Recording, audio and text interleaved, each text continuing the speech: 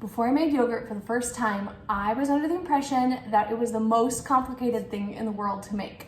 I had heard from people you had to buy special cultures and you had to heat it for a certain amount of degrees, like you had to get it hot and then you had to put it in the pot and then you had to like do all these things, and it sounded super overwhelming. Well, I don't even remember where I found, there was a recipe going around, I wanna say I found it on Instagram, and I gave it a shot. It had a lot of extra ingredients though that I didn't really want in my yogurt. So what I ended up learning is I could leave them out and it still turned out fine. Y'all, yogurt has 2 ingredients. It doesn't require much work at all and you can absolutely do it. So today I'm gonna show you how, hopefully in a way that makes sense. So all you need is a gallon of milk and a little container of yogurt. I'll show you my favorite one to use.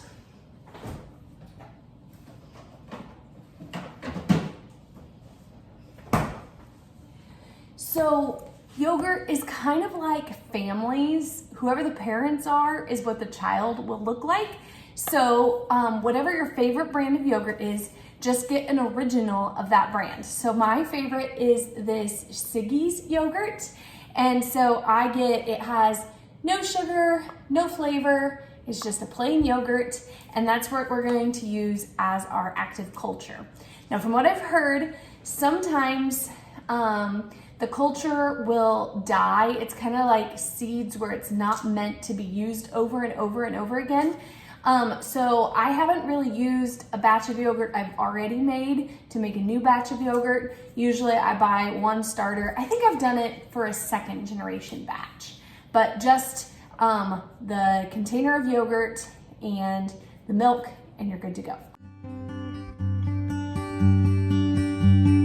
Of whole milk, my Instapot, and our starter yogurt pack. So I'm just gonna take this gallon of milk, we're gonna dump it straight into the pot.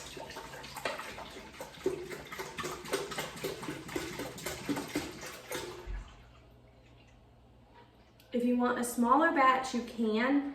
I strain mine off, but I'm gonna show you how to do that too to make it thicker if you like Greek yogurts instead.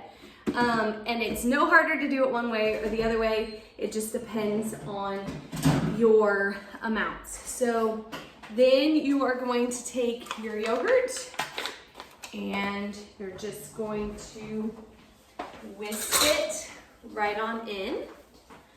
So we've got our yogurt here. Just gonna make sure it's stirred in well.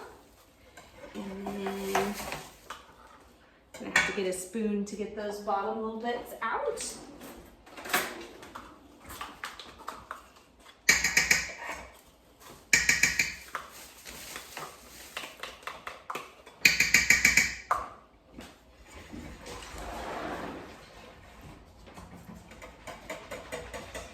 Whisk it in really well so there's no chunks.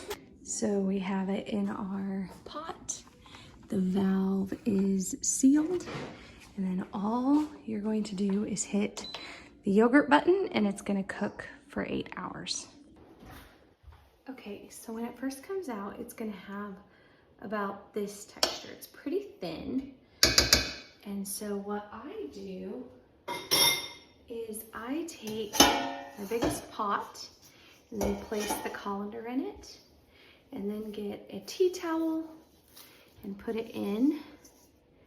Don't worry, it's clean. Just is not super, super white because I don't bleach it because nobody wants bleach in their yogurt. So then I dump it in to the cloth and it will slowly strain the whey out and make it a thicker consistency. Get all the bottom pieces out.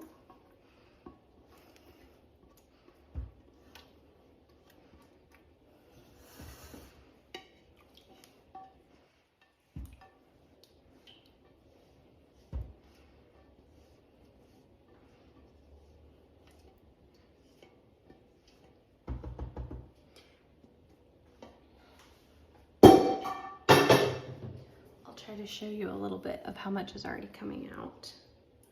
So it just slowly drips out. And then we'll cover it with a plate and put it in the refrigerator till morning. Okay, so it's the next morning. So yesterday morning, I put all the milk in the cup or in the pot and set it to cook for 8 hours. Then in the evening, I dumped it into this pot, and now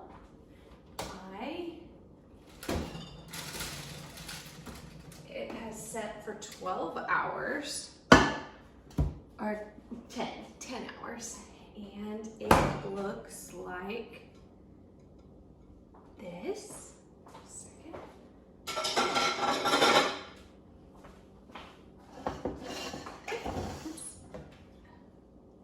So it has this consistency and it's super thick. You'll be able to see when I dump it. And then in this pan, we have all the whey, and you can use this for cooking. Since I didn't put any sugar or flavor in it, it works well for baking. So I'm just gonna move my coffee here. So I just gather the edges. If this is too thick, you can always add a little bit of that whey back in.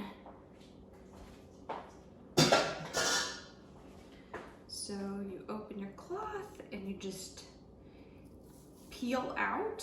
Let's see, let's do it from this side so you can see.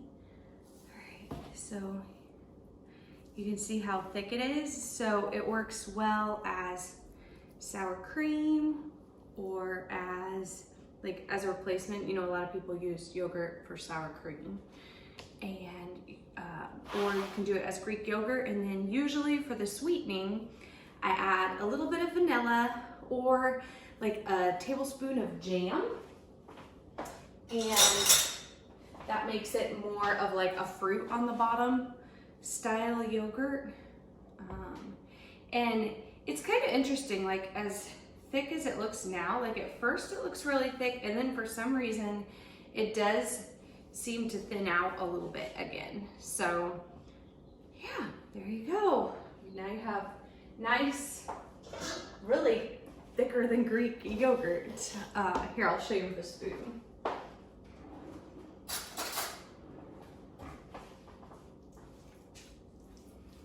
And it's this nice thick consistency. So good.